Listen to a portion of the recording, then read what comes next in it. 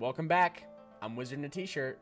When I'm not busy discovering what Nern oil tastes like, or even eating Magic the Gathering cards, I'm busy reading about what the hell is wrong with the community, specifically Warhammer.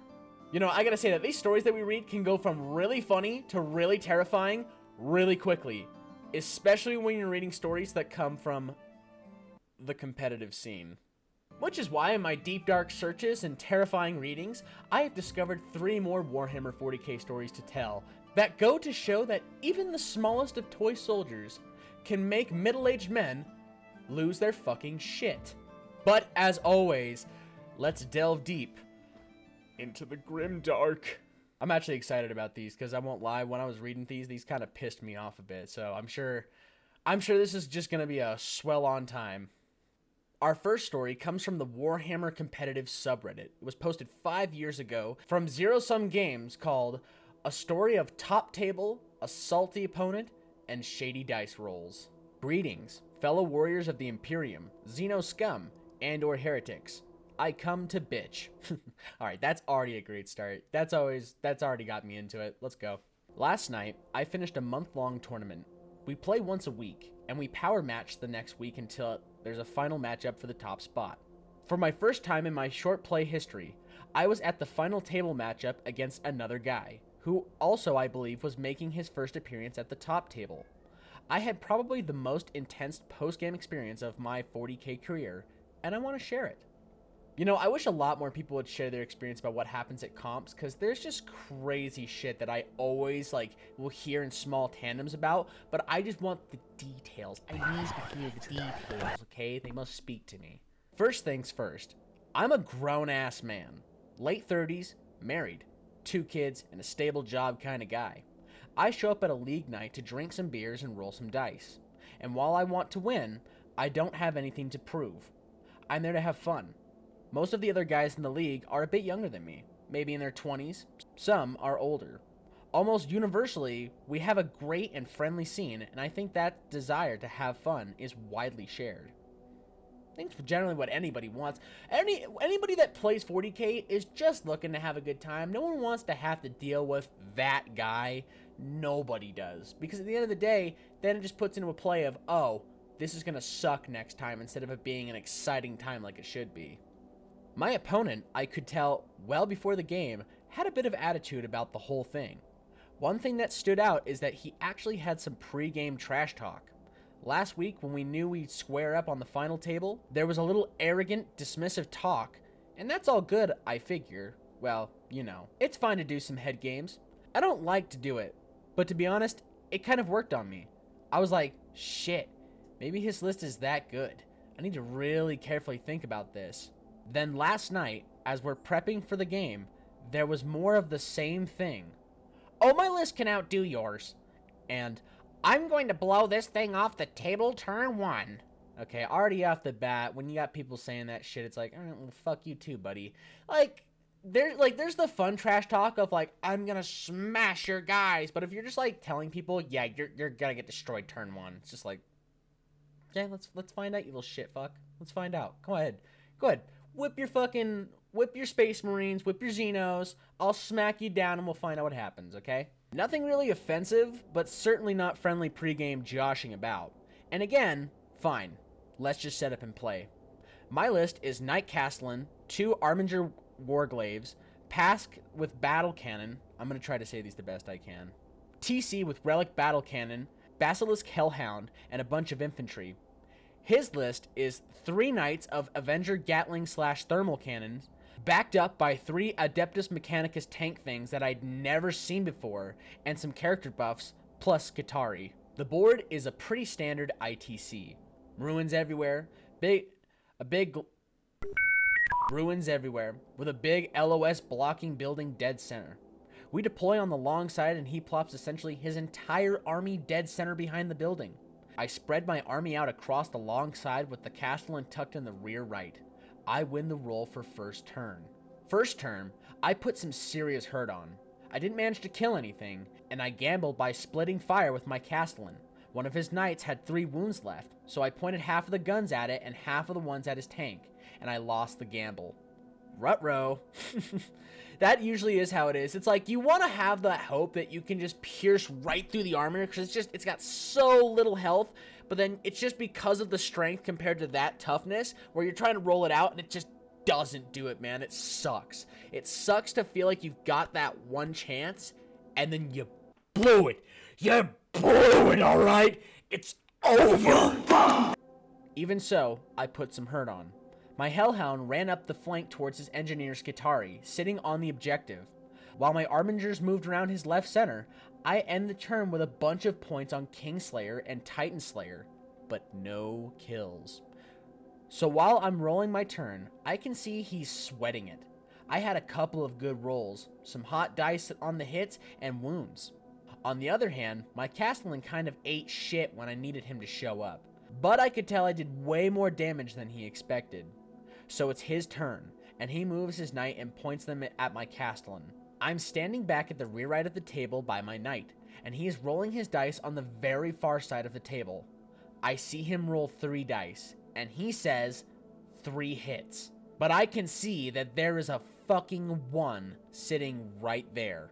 So I called him out, and he's just like, yeah, 2 hits. No. No, you don't do that shit. No. That's the thing, man, is I know some people are going to say it's lame, but I think it's always important that all players see all the dice rolls. And I'm not saying they got to hover over your shoulder and be like, what you got there? Just more that everyone can see what goes in the bin, because dice rolls and counting the dice rolls is a very important thing. And sometimes people will fuck up or do cases like this where they'll try to cheat it out until someone calls them out on it, and then they'll swap up their answer. But even in this case, this is a moment where I would get very suspicious and a little heated. Not mad, but, a little hot. This was no mistake. I know it. I know people. I know when people are full of shit, and he was full of shit. I let it slide, though. Whatever. I'll just have to watch every damn dice roll. Hey, that's how it is, man. If you got your suspicion, that's how it is. Do what you gotta do. So he keeps rolling, and he manages to barely kill my Castellan with everything he's got. Even then, I'm not sure about some of those dice rolls. It was getting real shady, just sort of rolling dice, and I'm like, wait, what are you shooting with, and what are you shooting at? But again, I let it go. Next, he declares charges. My Knight Armingers are sitting on the back side of this big LOS blocking center ruin. He can't walk through it, and it's too long to go around. He declares a charge, saying he can run up and put the base of his unit against the backside of the building, and that it would be within 1 inch of my Arminger's base. I look down at the Arminger, and I basically just disagree with his assessment. Meanwhile, he is trying to fit his giant-ass knight into this space where it doesn't really fit. There's a walkway on the 2nd floor, and he's maneuvering his knight's arms to try to get him squished in there. The ruin is getting bumped around, my Arminger is getting jostled. It's very unclean. Dude, I hate it when people do this, okay? Listen, I understand you want to try to get the best advantage on the base of your model because you're trying to say, well, the base can fit in there, but you don't understand that you look stupid when you're shoving your shit into these spots that obviously don't fit, okay? If a dreadnought don't fit in a tight-spaced wall, then don't shove it into the tight-spaced wall because otherwise it wouldn't do that, okay? That's just how that's how I see that, okay? It's also another thing when people will like shove tanks on the very top of like ruins just because the base fits perfectly on top. Like for me, I'm just like, I don't know about that one, man. I'm sure rule-wise it's fine, but there's just a part of me where it's like, if your tank was on a thin building on the very top of the roof, 1, how the fuck is it getting down? And 2, how's it not crumbling down? Finally, he says he's within 1 inch. And I'm like, well, I can't really tell. I don't think so. Let's lift the building up and measure. The problem is, we can't do it because his knight is so jammed up in there. It's definitely close, but I can't see a way to measure it. I just offer to roll it off with a 1-3, it's my way, 4-6, it's his way. We roll, it comes up a 3, so the charge fails, and so we move on. I'm still in that mindset, like, you just shouldn't really be able to do that, man. If it don't fit, it don't fit. You can try to cram it in, but that doesn't mean it's gonna fit in, okay? Damn, that's what she said. Eventually, I kill 2 of his knights, my hellhound deletes his engineers before they can score a point, important for later, and I manage to grab objectives with my troops. His final knight ends up wrecking through my armor line, and it's a close affair the whole way. But by the end of the game, I've got 24 points, and he's got 23. You win, he says, dejectedly. But wait, he declares, I got an engineer point! And I'm like, man, no you don't. I fucking flamethrowered their ass turn 2. And we've been keeping good score this whole game. He doesn't push the point. Yeah, dude, I mean, when you got a player that's paying attention, you're going to have to suffer the wrath that you can't have a little cheat moment, because, yeah, if he burned your men, he burned your men, bro. This is an interesting aspect when people will try to pull, like, the last second, but I've got these bonus points, like they either say for, like, secondaries, or even in this case, like, engineers. It's like, well, we got to keep it in track. If you didn't state it before, and in their case, if they're already destroyed and in and out, then there's no way to really track it, and or if the person's already knows, then you fucked. So we pack up our armies and I grab a beer. And I come back to the table and he's just steaming. He's telling me that I haven't been playing long enough to deserve top table. He's been working on his list for 4 months and his list has won a tournament. He starts relegating this issue with the failed charge into my Arminger, getting real heated about it. He starts accusing me of over-generous movements with my Armingers. There was a point where I moved an Arminger 8 inches, which was its max move on bracket, and I measured it out. He eyeballed it ex post facto, and I just let him move it back a couple of inches. It didn't really matter to me. If I made a mistake, fine. I don't think I did, and that's where you step in and you argue it, dude. I am hard, and I stick hard to this fact that this game is a lot of rule saying. It really is. And if you know your army point for point and you know what they do and someone's trying to call you out on that, argue, man. I think it's fair to argue because I'm not going to have somebody move my stuff back if that is exactly how the rule set it says plays, okay? You don't know my army like how I don't know your army. And if I'm not going to tell you how to play your army, you cannot tell me how to play mine unless you know. Because if we both know, then we both know and no one needs to fucking speak. But what still annoys me out of this is the model touching. Ask first, explain then. Do not just do it out of your own action because this shit pisses me off when people touch models and don't say anything about it. That is a no-no. But now I'm getting steamed. Here I am, I've calmly endured his trash talking, I've had a good attitude, and he's just unloading with this excuses and shit. I reminded him that I caught him cheating on the first roll of the game, and he just said, well, yeah. Then you're fucked, shut up! Then you're fucked! Don't argue when you literally were caught cheating. That off the game could have got him kicked. If you caught someone cheating, he literally could have called a tournament organizer and got the motherfucker sent out to the sea. Like, literally, be thankful. Be thankful. And then I swear to God, he admitted to doing it again for a dice that I couldn't see that rolled under the overhang of a building. I'm thinking, what the actual fuck, man? But I just tried to calm it all down. I offered to buy him a beer. We shook hands. He was trying to keep it cool, you know, but he was hurting and I get it. Anyway, we do a little award ceremony thing after the league and a raffle. I get announced as the top general and I politely pump a victorious fist. I looked across the room though, and this kid had murder in his eyes. I mean it. I've been in some serious shit in my life. High-stake criminal prosecutions, multi-million-dollar lawsuits. I've never had someone look at me like this before. Red face, scowling, barely controlled inner rage. Really kind of bummed me out, to be honest. Last night, I carried more stress over this shit than I should have, and now I'm typing out this long-ass post over it. So suffice it will say that the whole thing was a little traumatic, I guess.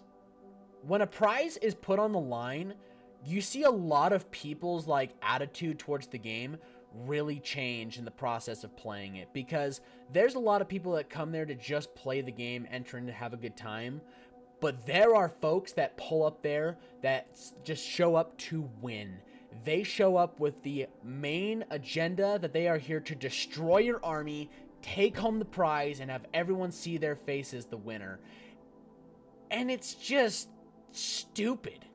You know, it's just flat out childish, because at the end of the day, everyone's just trying to have fun. So when you have to deal with the one guy that's going to go on a temper tantrum about why he didn't win the game, and then proceed to also admit in the process that he was cheating in the game, which could get you fucked out of any tournaments, it's like, be thankful that this guy didn't get your ass, dude, because he could have got your ass right then and there, and he let him go. So, you know what? Props to this guy for dealing with the situation, winning in the process, by the way, and just having to, I guess, deal with the incel of the night. Whew, that one actually got me a little heated. It's the model touching, dude. The model touching is just what gets me. I can't do that. Our next story also comes from the Warhammer competitive subreddit, posted 4 years ago by Big Blind Panda, called Shortest/Worst Competitive Games. Once again, another competitive doozy one. 8th edition, Tau, me versus Orc, him. Tournaments at FLGS. Makeup games between weekly sessions.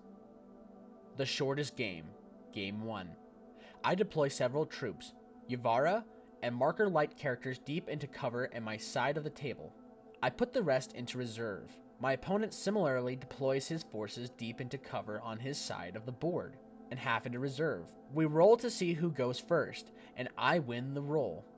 Seeing how defensively he deployed, I figured he was going to wait for me to push, and either drop my backline or overwhelm the front. So I chose to go second. He figured he'd come to me. This surprised him, but he immediately declared he was going to pass his first turn, not moving a model. In response, I also declared pass. Turn 2, same thing. He declared pass without moving a model. As did I. Dude, what the fuck's going on here? We just doing a staring contest? Well, I do understand. The man is playing Tau against some orcs, and let me tell you, this is probably going to be a slaughter, just depending. If those orcs can get up into his line, then yeah, he can get there. But if he's holding down the angles, that blue fish commie's gonna get you. Upon passing turn 2, my opponent stated, "You know if you don't bring in your reserves turn 3, you lose them, right?"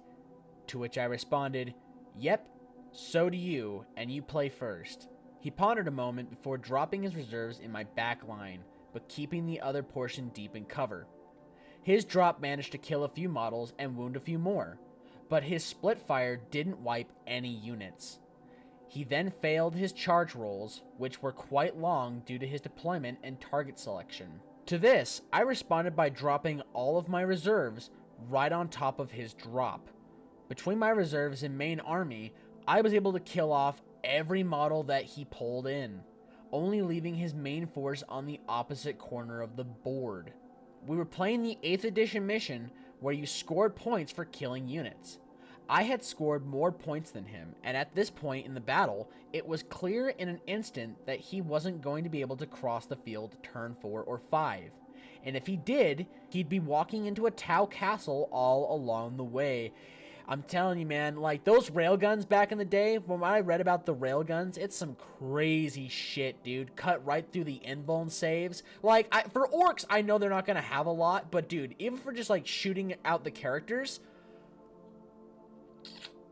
But just know, a lot of people hate Tau for this sort of reason, because you can get into melee with them and fuck them up.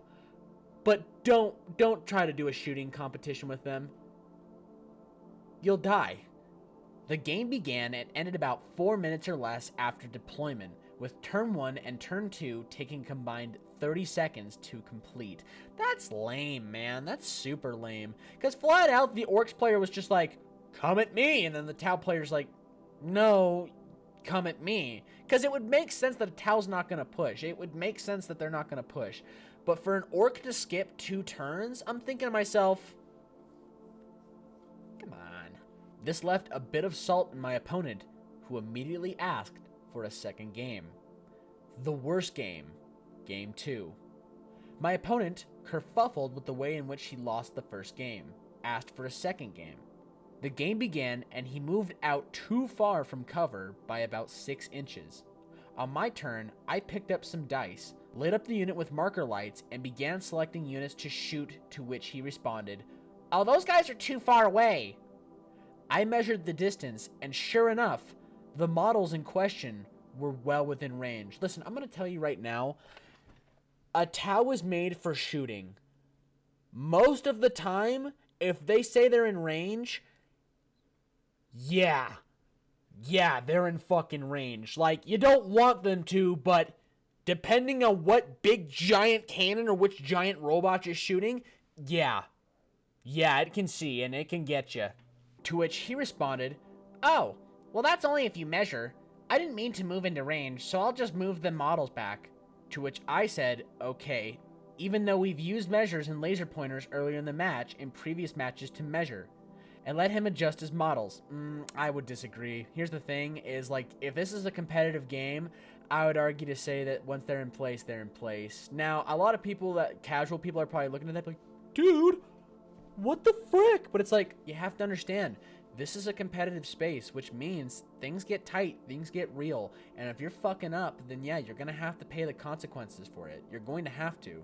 You can't just expect your opponent to just let you slide away with everything you're gonna do, because it's not that kind of space now. If you were playing in a regular game shop for something fun, yeah, you could do that, but if this is a competitive space, then rules are rules, fucker.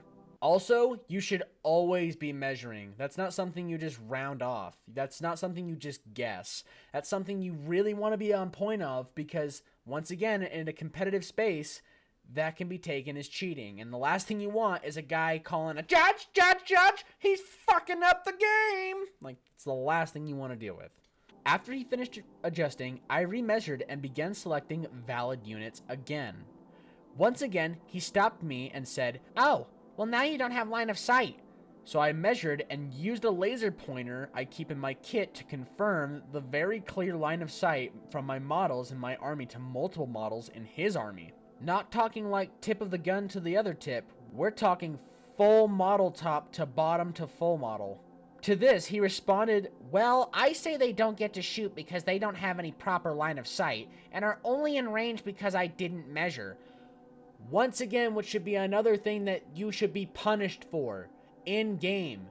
If you fucked up the measurement, that is their measurement move. That is where they're moved. Once they are moved, they're moved, because it's already harder to get those spaces back. It's a confirmed thing when you move forward. And in competitive, yeah, you get punished for that, which I think this man should have flat out called him for. I'm just saying.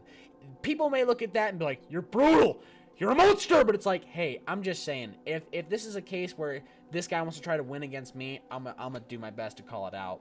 So I said, okay, how about we just roll a d6 to resolve the question? Highs will go with your perspective, and they can't shoot. Lows will go with mine, and I'll shoot the ones I've called. This was tournament rules on settling disputes. This offer to settle the dispute was the last straw. In the middle of an otherwise fairly quiet store with folks playing board games, kids running around, and some poor soul manning the register, this adult in his 50s or 60s lost his damn mind.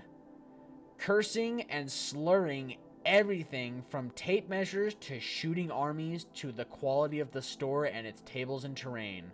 The dice, you name it. Bro, a 50 or 60-year-old man having a full blowout in a game store. Dude, that employee that was probably just sitting there all night doing nothing, his night just got 10 times more exciting, because now he gets to see a man-child lose his shit in a game. He was irate and beyond able to be calmed. I work in behavioral health, so I'm used to outbursts of unusual behavior, and I did my best to keep this man calm among others who were clearly uncomfortable with him acting this way. The hilarious thing is, he didn't want to hurt his models, so there is a full-grown man cursing and screaming, carefully picking up his miniatures and placing them in individual slots in his foam case. Now this was an orc army, so this process took a long time, dude. I can already imagine it. Just the fucking bullshit.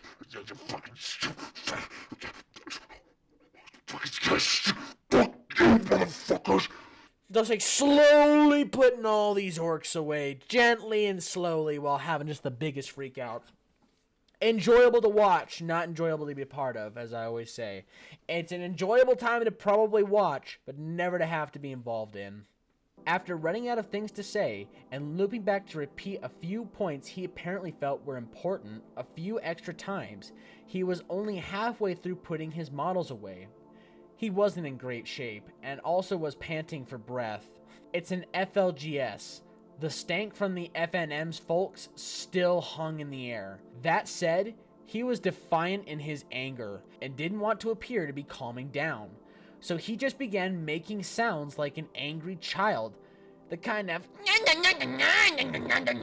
sound you might make to mock someone as they're speaking. But nobody else was saying anything. He did this for a solid 5 or 10 minutes, with everyone just watching in shock, until he finally stormed out of the building and attempted to slam the door. You know, the glass doors with the hydraulic arm thing that closes them slowly behind him. Once he was out the door, the poor employee came in and asked, "What did I do to the man?" And everyone in the store just broke down laughing. He never returned to the store, unfriended everyone, and removed himself from all social medias we were plugged into. And those were the shortest and worst games I've ever played. After something like that happens, that is just the general reaction everyone's gonna have. Because after you watch a full-grown man have a man-child freak out, it is the funniest thing afterward. Because in the moment, it's an intense thing to watch. But just as you watch this person just slowly become just more and more of a child, it's like their brain just started counting down from 60 to 50 to 40 to 20, and then out of nowhere they're 5 years old again. Like that. I'm telling you, man, I would love to watch something like that happen. I'd love to watch a 50 or 60-year-old man just freak out over toys on a tabletop. Freaking out at toys over a tabletop at 50 or 60 years old, it must be quite a life goal for someone like him to accomplish. What if Andy just bought Warhammer? Do you think the Warhammer models would get along with, like, the toys in the room? Or do you think the Warhammer models would just try to slaughter all the toys in the room? I guess it just depends on what he gets. If he gets Space Marines, absolutely. Every toy in Andy's room is fucking dead, okay? Our final story comes from our community, posted in the Discord in the Tales from the Mana Crypt section by Toragon. There was no official title for the story, but I thought I'd give one called The Wrath of Billy. So in our Warhammer group of 9 people, we play in a small warehouse that is owned by one of us for his family business. One of my friends in the group has a coworker named Billy that noticed some Warhammer stuff on his desk and brought up to my friends that he plays too. My friend mentioned that we have a group that meets up in the warehouse and he's welcome to come. However, he was relocating his family from Arizona and they are staying in a hotel. We were excited that we get to play with a new player. When we met him, he brought his wife and he had a shirt that barely fit him, so his pot belly was showing, but he seemed cool at first. He told us that he plays Blood Angels, and we were ecstatic that he was showing us all of his models, some old, some new, and decently painted. Our first red flag that we missed was that they hired a homeless man who is illiterate that they met at a hotel to watch their kids. My mind has to process that because holy fucking shit, are these people like, what the fuck? That is the last thing any parent would ever want to do, is find some random stranger that's drunk on the sidewalk and like, hey, I gotta go out for a bit. If I give you some $20 in McDonald's, will you watch them? Already off the bat, shouldn't have kids. Just gonna say. We were dumbfounded that they hired essentially a stranger to watch their kids. But we just met them, and those kids weren't ours. When we played against him, we would get stomped hard by him because he would bring meta lists that he and his friends cooked up. Billy never played in tournaments, but would bring sweaty lists to our casual group where we were still starting out and only playing 2,000 point lists, or of what we had at the time. To be fair to him, we weren't direct with him to go easy on us since we were still new to the game. I think there's no shame in that though. Like, if you gotta let like really experienced players know, like, hey, I'm not very great at this and I just have these kind of lists, if you're willing to kind of just like, turn it down a little with me just so I can have a chance to play, that would be great. And I think a lot of people most of the time would say, yeah, sure, I mean, I'm willing to give you some pointers and tips.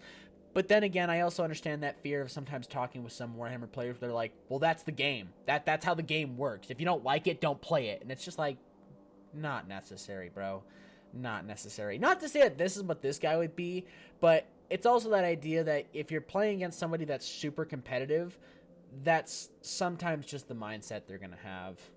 Another red flag shows up when we added him to our group chat so we could talk and schedule games for the next time we met up at the warehouse. Me and my friend that brought Billy to the group wanted to play an onslaught game, a 3,000 point game, against each other because we finally got enough points for our armies to build and paint.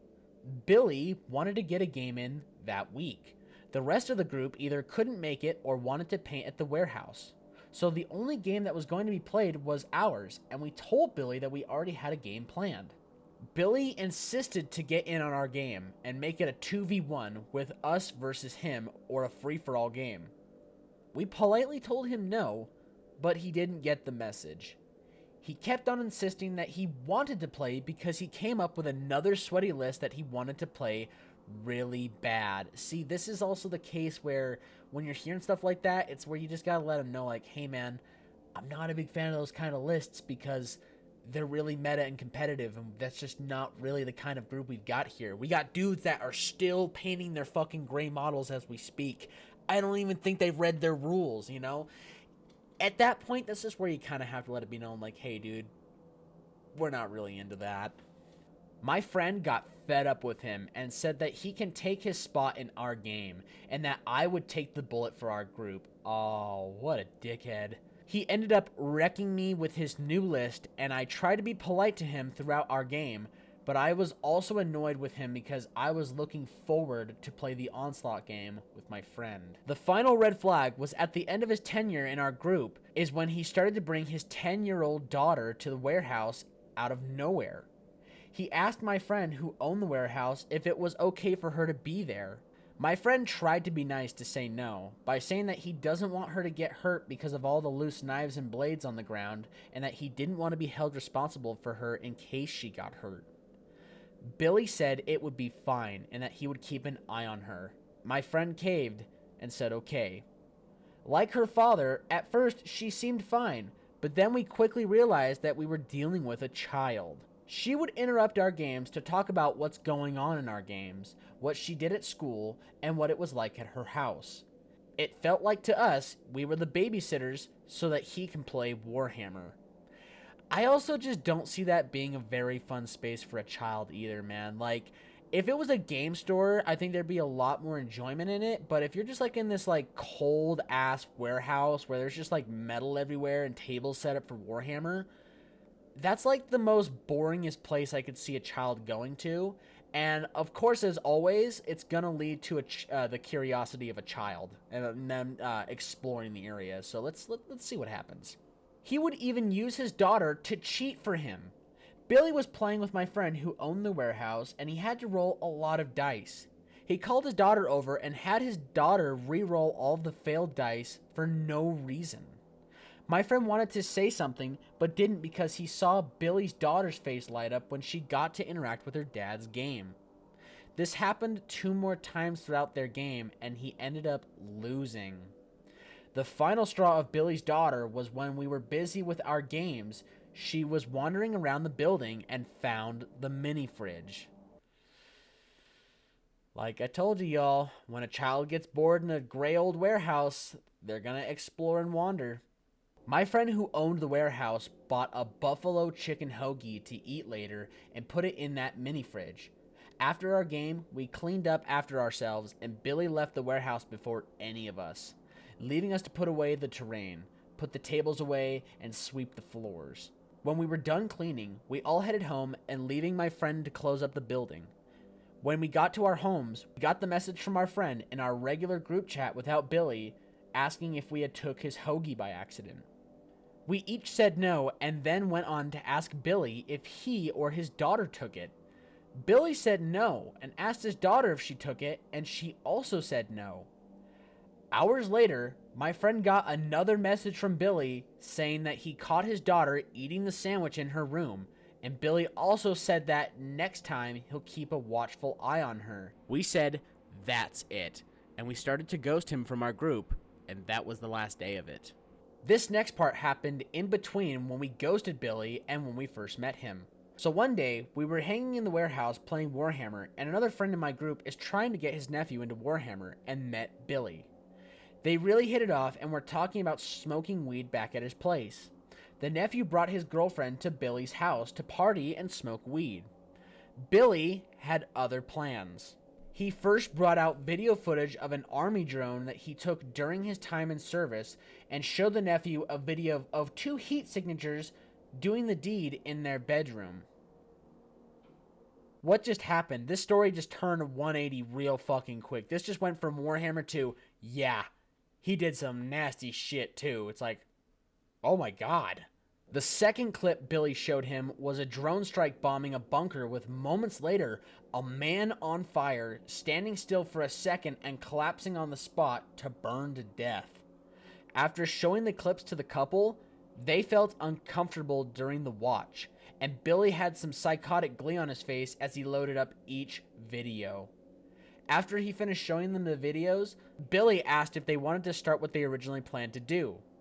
I should also mention that the nephew and his girlfriend are 20 and 19 years old, respectively, and Billy and his wife are in their 30s and 40s. As hours passed of them getting inebriated, Billy suggested that they should swing partners, and his wife was in on it as well.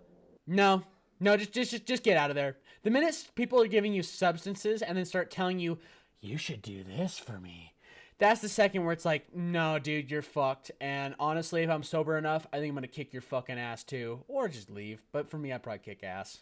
That creeped out both the nephew and his girlfriend, and they tried to politely decline and leave.